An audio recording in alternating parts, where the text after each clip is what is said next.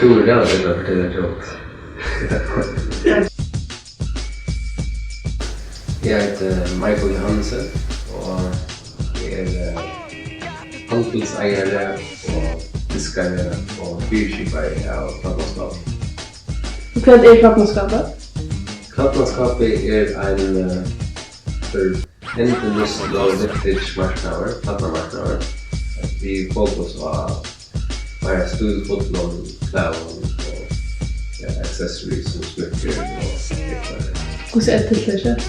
Det heter Knappmanskap. Vad är tillsläge?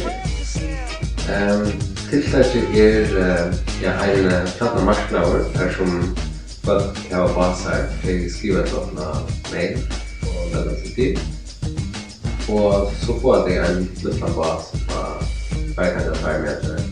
Där ska jag släppa sälja per Knappmanskap och det var skönt mot Knappmanskap. Jag har hört det också om att somrar pengarna för att vältränade ändamål. Ja. Och vi har en bas av Knappmanskap. Ja, det är som vi har i vår bas. Helt något vi för vältränade ändamål. Senast var det blöjkrossar och ja, vi klarar nog faktiskt jobb att vi blåa processer. Alltså, förhåller jag liksom var med sig vid att lära för att skola så? Meningen med det är att vi har så lätt vi att lägga kläder väck och att lägga bara ting generellt som man inte brukar mer. Så vi efter så hopbordsbröjtan att det kläder man inte brukar gör man alltid inte blåa pross eller gör man en sån marknad som man är kanske man har möjlighet att sälja kläder till och annan som är glädje alltid. Du har haft en marknad för i oktober. Hur gick det? Det gick brukligt väl.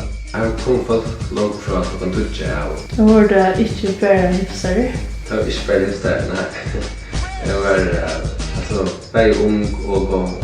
Hur är det inte gott nog för att ha blöjkrossar och rejkrossar? Det är gott nog, men det är bara en annan mat i att hitta kläder på och sälja kläder på. Man är mer engagerad i att sälja sina kläder och ja. Det är nästan stort att kan få sitta och gänga runt och hitta kläder om en folk. Ja, här var Knappmanskap. Kan vi borde dikt samma? Ja, det är här vi att som kläder som har ett virtui och kanske köpa mer kvalitets och stilstärskläder för exempel. Ja, det har ett virtui trots att två liv jag brukar det. Det kan vara för sig allt. Vänta fokus för att bara köpa det som du ska bruka på det nu som du lägger väck. Att man hoppar eller som för utområdet. Man finner också som är mer stil och som är kunststil och som kanske kostar ännu mer men så kan man alltid sälja det alltid. Att den har en tydlig marknad som öppnar eller som man ser nu läcker av Facebook och försöker på Facebook också. Det var skräck. Ja, det var skräck.